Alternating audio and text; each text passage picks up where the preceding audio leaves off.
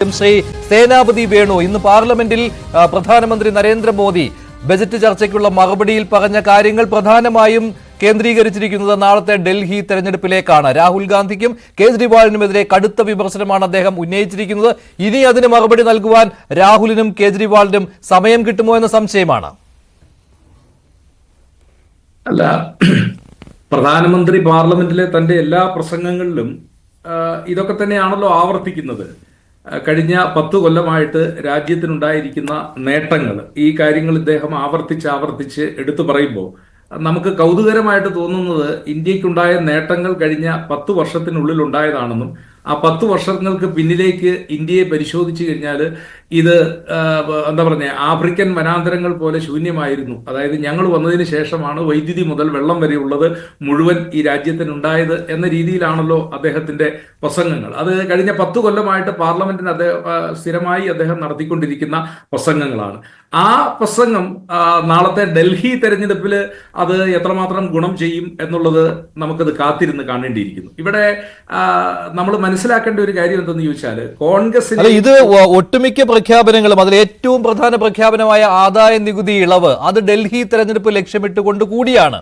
അത് രാജ്യമൊട്ടാകെ പ്രതിഫലിക്കുമെങ്കിൽ പോലും ഡൽഹി തെരഞ്ഞെടുപ്പിൽ മധ്യവർഗത്തിന് കിട്ടിയിരിക്കുന്ന ഇളവ് അതൊരു വലിയ കാര്യമായി തന്നെ മാറുമെന്ന് BJPക്ക് അറിയാം, ആം ആദ്മി പാർട്ടിക്ക് അറിയാം, കോൺഗ്രസിന് അറിയാം. സംശയമില്ലാത്ത കാര്യമാണല്ലോ. കഴിഞ്ഞ 2020 തെരഞ്ഞെടുപ്പിൽ ആം ആദ്മി പാർട്ടിയെ ജയിപ്പിച്ചത് ഈ പറയുന്ന middle class, upper middle class ആ വിഭാഗമാണ്. അവർക്ക് വേണ്ടി ഈ നികുതി ഇളവ് ആവശ്യപ്പെട്ടത് ആരാണ്?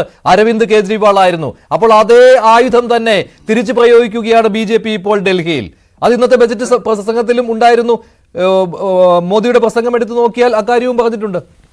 അല്ല, ഈ ആദായ നികുതിയുടെ കാര്യത്തിൽ നമ്മൾ പറയുമ്പോൾ കഴിഞ്ഞ നിരവധി വർഷങ്ങളായി, ഒരുപക്ഷെ ഇപ്പോൾ കോൺഗ്രസ് ഭരിക്കുന്ന കാലഘട്ടം മുതൽ ഈ മധ്യവർഗം അല്ലെങ്കിൽ മിഡിൽ ക്ലാസ്സുകാർ അവർ നിരന്തരമായിട്ട് ആവശ്യപ്പെടുന്ന ഒരു കാര്യമാണ് ആദായ നികുതിയുടെ സ്ലാബ് അല്ലെങ്കിൽ അതിന്റെ പരിധി വർദ്ധിപ്പിക്കണം എന്നുള്ളത്. ഇപ്പം ഞാൻ മനസ്സിലാക്കുന്നത് കഴിഞ്ഞ കൊല്ലം വരെ നമ്മുടെ രാജ്യത്ത് ആദായ നികുതി റിട്ടേണുകൾ സമർപ്പിക്കുന്ന ആളുകളുടെ എണ്ണം എന്ന് പറയുന്നത് 5 കോടിയായിരുന്നു.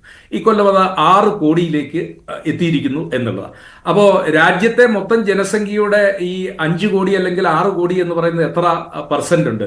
ആ മധ്യവർഗം എന്ന് പറയുന്നത് അത് 3%ഓ 4%ഓ മാത്രമാണ് ടോട്ടൽ ജനസംഖ്യയിലുള്ളത്. ഇപ്പൊ ഡൽഹിയിലും മധ്യവർഗം ധാരാളമായിട്ടുണ്ട് എന്നുള്ള കാര്യത്തിൽ തർക്കമില്ല. അത് സർക്കാർ ഉദ്യോഗസ്ഥർ, പ്രാദേശിക സർക്കാരിലും കേന്ദ്ര ഗവൺമെന്റിലുമുള്ള ഉദ്യോഗസ്ഥർക്ക് അവർക്കാണ് അതിന്റെ പ്രയോജനം കിട്ടുന്നത്. പക്ഷേ നമ്മൾ മനസ്സിലാക്കേണ്ടത് 4% ആളുകൾ അല്ലെങ്കിൽ 5% ആളുകൾ ആദായ നികുതി റിട്ടേണുകൾ സമർപ്പിക്കുന്ന ഈ രാജ്യത്ത്, അല്ലെങ്കിൽ അതിൽ പകുതി ആളുകൾ ആദായ നികുതി കൊടുക്കുന്ന ഈ രാജ്യത്ത് ഇവിടെ അഡ്രസ്സ് ചെയ്യപ്പെടാതെ പോകുന്ന ഒരു ബഹുഭൂരിപക്ഷമുണ്ട്.